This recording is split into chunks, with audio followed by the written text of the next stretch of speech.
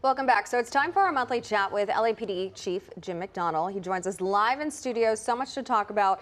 A lot happening today, especially when it comes to what's happening in West Hollywood. Not your district, not your area, but you know, it's going to take a multi-effort to get this settled. How would your officers help with this? You know, if something like this occurs from a police standpoint, what our goal is to support the fire department in their efforts for rescue and then stabilizing the situation. Building and safety, water and power all play major roles as well.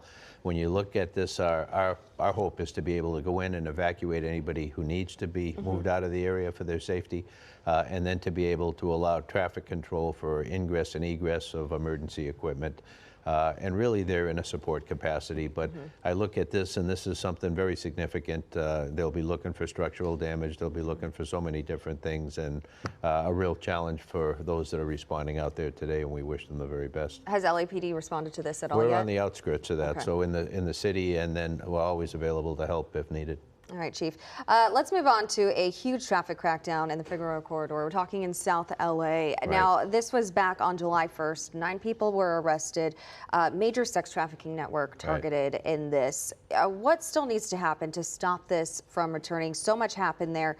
They control a major stretch of Figueroa, about 3.5 miles.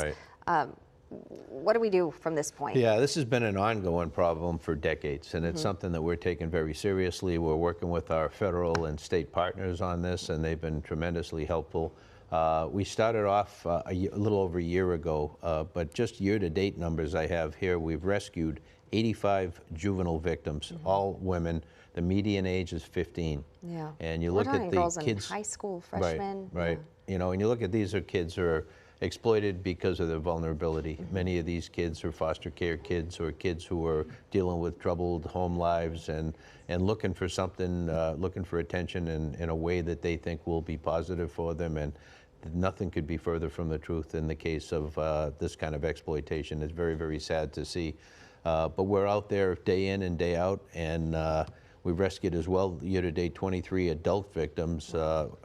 John's, the customers, 104, 24 human trafficking arrests, and we will continue to do both the day-to-day stuff and the large-scale operations to be able to hold pimps and traffickers accountable for what they're doing. The gangs are heavily involved, as you can imagine, and so when we went after the last go-around, we were able to get indictments of a large number of people for racketeering and a number of other charges that hold considerable federal time. Yeah, the sex trafficking and prostitution in that area, just heartbreaking, especially when you see really those victims involved.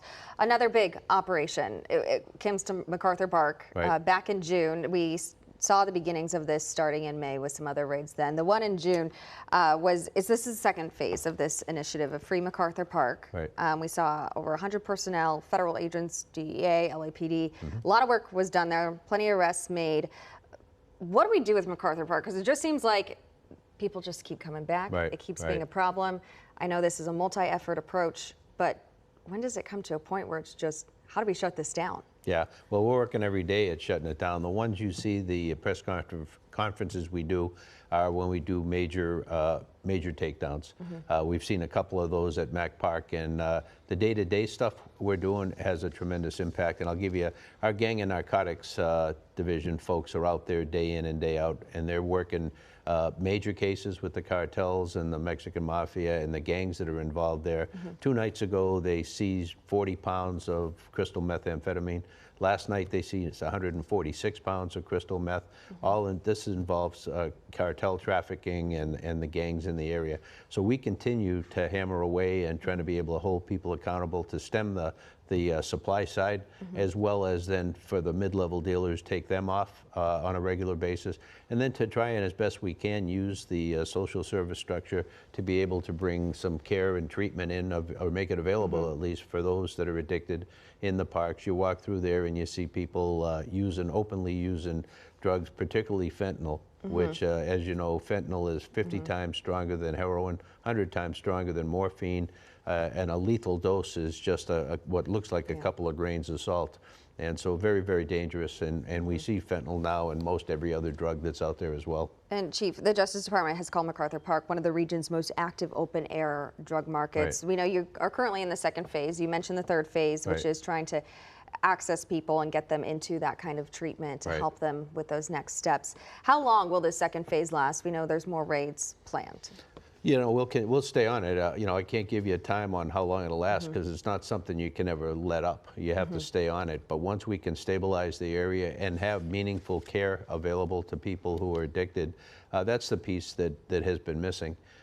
If you don't have anywhere to be able to move the people who need the help to, then you're in a place where they just keep coming back to that location. They have availability of needles there and pipes and stuff being given out.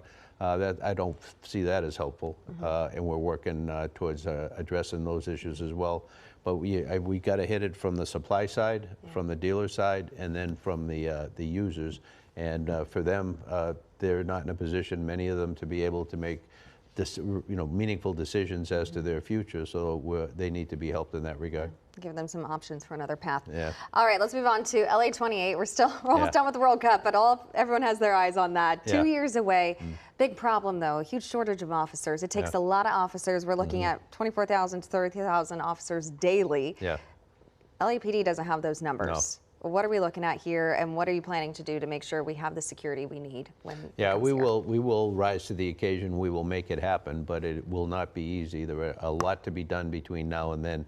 We'll be able to supply roughly a third of the officers needed to be able to police the games themselves. We still have a city to run during that time and be able to provide the service that the community deserves as well, and we take that very seriously. But the eyes of the world will be on LA, so we're going to have to bring in partners from around the state to be able to have police officers working here facilitating the safety at the Olympics.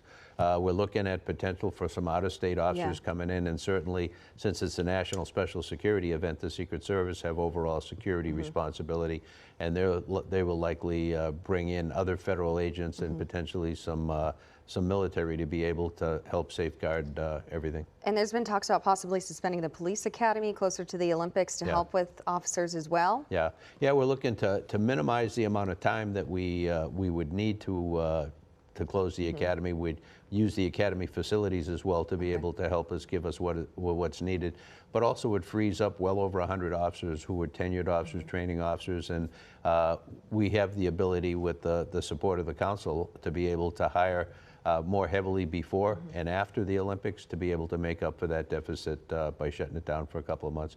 None of this is in concrete yet, but it's a number of things we're looking at. We're trying to be innovative to be able to free up as many people as we can to provide for safety during the Olympic times. And just really quick before you go, we do want to touch on some positive news. Lower crime rates, lower homicide rates. We're actually seeing this across the country. Right.